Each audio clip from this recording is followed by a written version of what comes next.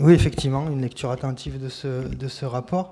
Je me souviens qu'il y a quelques années, monsieur le Président, durant la campagne, vous aviez dit que les enjeux écologiques devaient irriguer, imprégner de matière transversale tous les domaines, toutes les compétences des collectivités, tous les domaines de la gouvernance, et force de constater que c'était une jolie formule, mais qu'on a du mal à la CCM à mettre tout ça en œuvre. J'ai eu l'impression, lorsque les choses se sont mises en place il y a 2 ans et demi, 3 ans maintenant, que le développement durable à la CCM, l'écologie, ne serait pas un sujet. On avait confié à feu M. Chassaing cette délégation, et c'est un signal fort, malheureusement, pour nous dire que ce sujet n'en serait pas un à la CCM. Et depuis 3 ans, quasiment, c'est Mme Balguerie très souvent qui porte et répond à toutes les questions sur ces sujets de manière un petit peu surprenante. Ça fait quelques mois maintenant que j'interroge Mme Favier, la vice-présidente, sur les projets, sur la vision de la CCM en matière de développement durable et d'écologie, et les réponses sont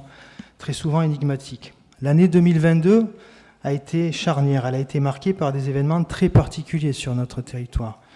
L'incendie à Fourchon, l'incendie à la Montagnette, la ressource en eau qui s'amenuise, on est en pleine pénurie. Il n'y a pas d'eau dans le barrage de Serponçon. Bon, ça fait 31 jours sans pluie sur le territoire français. Les climatologues, depuis quelques jours, parlent de canicule hivernale quant à la situation. La crise de la biodiversité, on en parle maintenant quasiment dans toutes les émissions d'actualité, c'est à la une des médias. Donc on aurait pu espérer une prise de conscience. En tout cas, ce rapport nous prouve que décidément non. Et malgré l'évidence de l'urgence, la question à la CCM, je ne sais pas pour quelle raison, peut-être un mélange de dogmatisme ou de pas envie, nous sommes dans l'inaction la plus totale. Je vais égrener quelques grands titres de ce rapport et les actions correspondantes pour nous en rendre compte. L'axe 1, c'est les défis environnementaux. Engager le territoire dans la lutte contre le changement climatique. On y apprend que le précédent bilan carbone, donc l'outil, le constat nécessaire à toute action ciblée et efficace sur le territoire, s'appuie sur les dernières données de 2015, même s'il y a une obligation tous les 3 ans de faire un bilan, et que celui de 2022 sera repoussé en 2023. Sur l'habitat, 10 logements sur 117 ont bénéficié de la prime d'éco-construction. Et lorsqu'on voit les bâtiments sortir de terre en ce moment un petit peu partout, on se dit que dans l'architecture et dans l'urbanisme, la transition écologique sur le territoire est encore très très loin. Sur la réduction d'énergie, la lutte contre le gaspillage énergétique, dans les bâtiments, ce qu'on voit dans ce rapport, c'est qu'on était en 2022 sur des mesures encore largement cosmétiques, où on misait quasiment tout sur le fait de changer les ampoules. Préserver et valoriser les espaces naturels du patrimoine. Il est dit dans ce document qu'on s'associe aux actions des PNR. Sachant que, je l'ai soulevé au dernier conseil communautaire, notre élu au développement durable n'est même pas titulaire au PNR de Camargue et pas titulaire au Parc naturel régional des Alpilles. Donc je crois dur comme fer dans le fait qu'on s'associe à ces actions.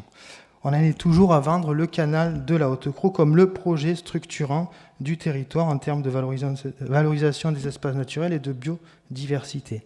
Le terme biodiversité, d'ailleurs, n'est même pas prononcé comme si c'était un gros mot. Pourtant, la compétence GEMAPI nous dit qu'on doit protéger les écosystèmes aquatiques notamment, et plusieurs fois, j'ai soulevé aussi ici les problèmes de pollution, notamment dans l'étang central du Vaquerès. Aucun mot sur les 2 réserves nationales en Camargue, sur la réserve nationale des Coussous de Crau, sans parler des autres sites naturels, sites du conservatoire, sites Natura 2000. Tout ça ne semble pas exister dans ce rapport pour vous. Mais on peut y lire que l'objectif aussi sera de capter les croisiéristes à Tarascon pour faire visiter la ville, ce qui est une très bonne chose malgré tout. Réduire les risques et les nuisances. On en est réduit à parler des moustiques et à en faire une nuisance pour remplir ce rapport.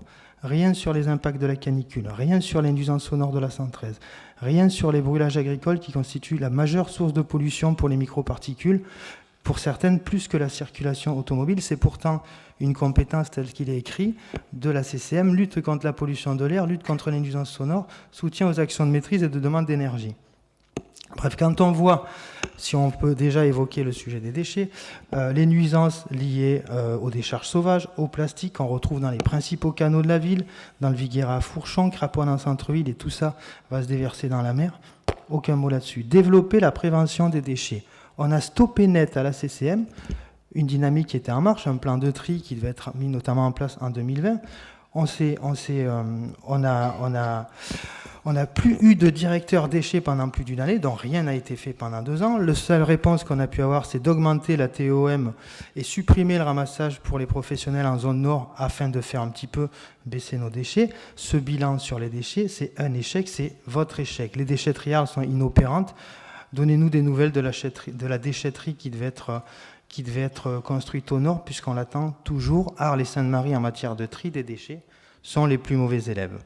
Économiser et préserver l'eau. On apprend que les rendements, normalement de 80% exigés pour les réseaux d'alimentation, ne sont pas atteints, notamment pour Arles et Saint-Martin-de-Crau, qui sont les plus grandes communes de la CCM. Donc c'est une forme prude pour dire qu'on est très loin de nos obligations, donc le gaspillage d'eau est une réalité.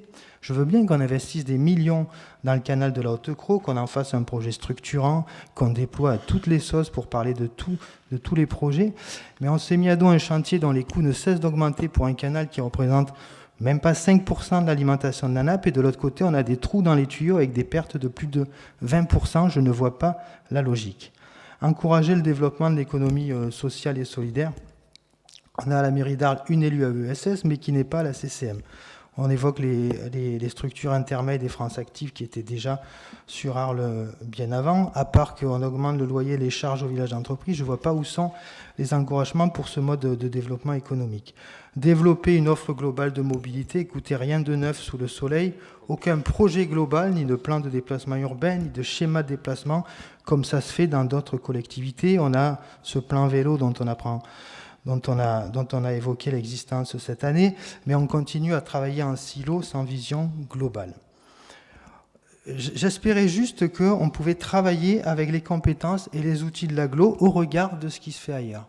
Je me suis permis d'aller voir les autres agglos, comment elles travaillaient, et on est même plus que très en retard, on ne traite pas le sujet. Il y a déjà des agglos qui sont en train de réfléchir à leur autonomie territoriale énergétique. D'autres finalisent le déploiement du tri des déchets alimentaires, alors qu'on nous a fait l'aveu ici qu'on ne serait même pas prêt en 2024 pour les obligations légales.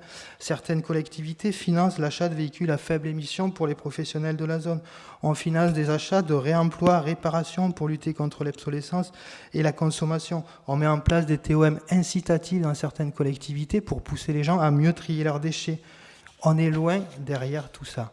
Et je le dis, l'enjeu environnemental, c'est un des principaux défis auxquels nous devons tous faire face et qui imprègne chaque secteur de notre société, l'économie, la consommation, etc.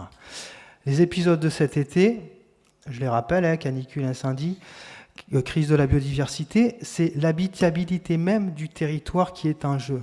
Qui voudra s'installer sur un territoire où il n'y a plus d'eau l'été, avec des pénuries d'eau qu'on sent déjà, je disais, Serponçon est vide, il n'y a pas de neige sur les sommets, comment va-t-on faire cet été ? Lorsque les 3/4 des terres agricoles seront indisponibles, parce qu'elles ont été bétonnées, grignotées par les hangars, lorsque le climat ne permettra même plus de faire face, d'irriguer nos prairies ou d'avoir les mêmes modèles agricoles, lorsque nos infrastructures de déplacement seront au point zéro, quand l'habitat sera inadapté aux températures extrêmes. C'est une vraie question existentielle pour le territoire. C'est pour ça que je me permets de vous relancer à chaque fois que ces sujets sont évoqués. Et je suis attristé et énervé de voir que, je ne sais pas, c'est le déni, c'est le pas envie de traiter ces problèmes. Ça n'empêchera pas ces choses-là d'arriver et nous ne serons pas prêts. On restera plus tard dans quelques années, on regardera ce mandat, cette équipe, comme ceux qui étaient en place au moment où les choses ont basculé. Vous aviez toutes les cartes en main et malheureusement, vous ne vous êtes toujours pas attelés à ce travail. Merci beaucoup.